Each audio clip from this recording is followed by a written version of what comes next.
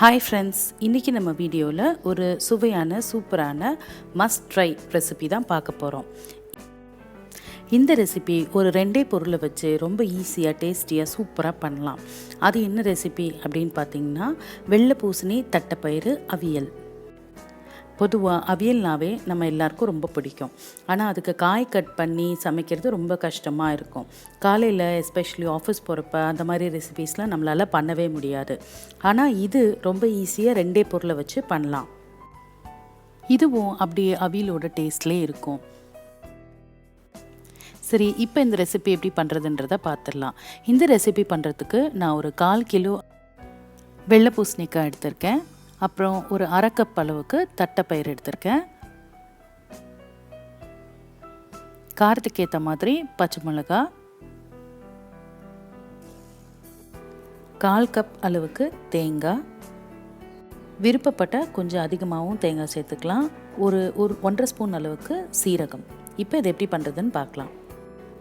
First இந்த வெள்ளை பூசணிக்காவை நான் வேக போட்டிருக்கேன். இந்த வெள்ளை பூசணிக்காய் வந்து நல்லா நீளமாக நறுக்கியிருக்கேன். இங்கே பாருங்கள், இந்த மாதிரி நீளமாக நறுக்கியிருக்கேன். அப்போ தான் அது நல்லாயிருக்கும். இப்போ இது வேகட்டும். இங்கே பாருங்கள், இது நல்லா கொதித்து வேக ஆரம்பிச்சிருக்கு. இன்னும் கொஞ்சம் நேரம் இருந்தால் அது வெந்துடும். இது குக்கரில் வைக்கணுன்ற அவசியம் கிடையாது, ஏன்னா சீக்கிரமாக வெந்துடும் தண்ணி காயின்றனால. அடுத்து வந்து நான் இங்கே தட்டைப்பயிரை வந்து வெறும் வாணலியில் போட்டு வறுத்துட்டு ஒரு 2 விசில் விட்டு வேக வச்சுருக்கேன். இப்போ இதை தாளிச்சுக்கலாம். கடாயில் தேங்காய் எண்ணெய் ஊற்றிருக்கேன். அவியல்ன்றனால தேங்காய் எண்ணெய் ஊற்றி கடுகு போடுறேன். உளுந்து கருவேப்பிலை சேர்த்துட்டு இப்போ இந்த தட்டைப்பயிரையும் வேக வச்சு அந்த பூசணிக்காவையும் ஒன்றா சேர்த்துக்கலாம். அதில் தேவையான அளவு உப்பு சேர்த்து கொதிக்க விட்டுருக்கேன். அதுக்குள்ளே நான் இங்கே தேங்காய் அரைச்சிக்கிறேன். தேங்காயோட பச்சை மிளகா, 1.5 ஸ்பூன் சீரகம் ரெண்டையும் சேர்த்து நல்லா திக்கான பேஸ்ட்டாக அரைச்சிக்கலாம். இங்கே பாருங்கள், இந்த மாதிரி நல்லா திக்காக அரைச்சிக்கணும்.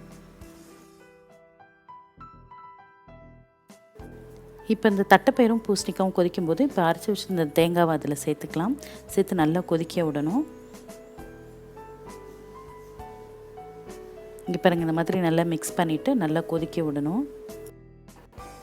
அவ்வளோதாங்க, இப்போ ஆல்மோஸ்ட் அவியல் ரெடி ஆயிடுச்சு. இது இன்னும் கொஞ்சம் நேரம் கொதிக்கட்டும்.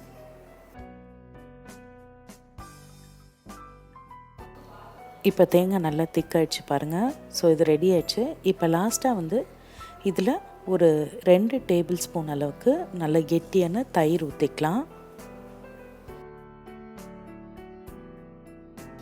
இப்போ இந்த தயிரை நல்லா மிக்ஸ் பண்ணிவிட்டு ஸ்டவ் ஆஃப் பண்ணிட்டா நம்ம சூப்பரான அவியல் ரெடி.